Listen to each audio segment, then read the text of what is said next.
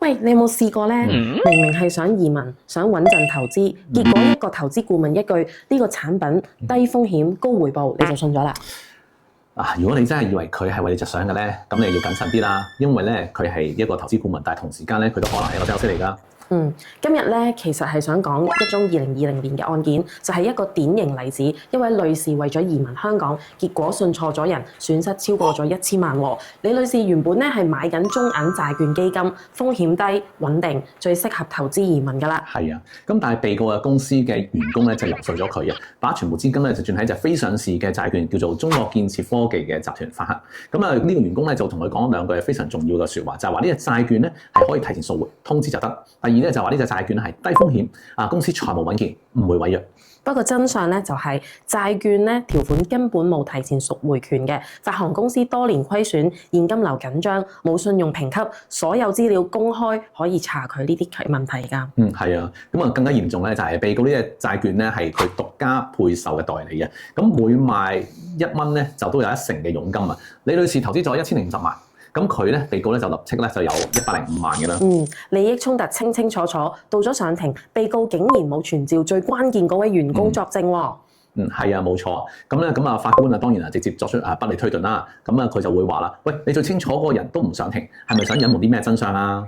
李女士就將債券交俾被告管理啦，簽咗一個全權委託資產管理協議，按月收管理費、收表現費。係啊，但係咧被告基本上咧收錢之後咩都冇做到喎。例如啦，2017年咧發布該核心業務啦，又話生物燃料變成開組合屋啦，重大變更啦。2018年開始咧又延期支付喎。2019年咧就直接利息違約添啊。全部咧呢啲資產咧都係應該係重大嘅風險啊，要通知被告啦，但係佢又冇喎。冇監察、冇分析、冇通知、冇建議，連咧債券啲條款自己都唔熟啊。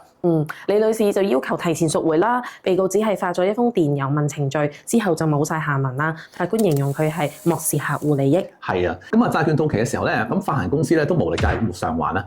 法官裁定啦，被告喺投資前後都違反專業嘅責任啦。要求咧佢承擔全部嘅法律責任。法庭指出咧3樣嘢佢違反咗。第一，投資建議嘅責任應該提供咗失實嘅陳述啦。第二咧就係資產管理嘅責任，收錢冇履行職責。第三咧存在利益衝突，高佣金嘅結構咧本身咧就已經係構成有問題㗎啦。咁免責條款有冇用咧？用啊！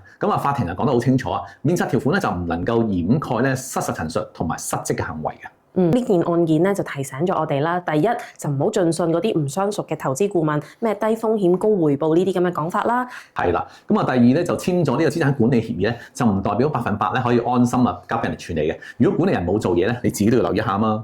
金融機構同埋代理人就要記住啦，專業責任係唔可以推卸嘅。所以做緊金融生意嘅你咧，可以揾律師幫手，制定好合規工作嘅安排啦。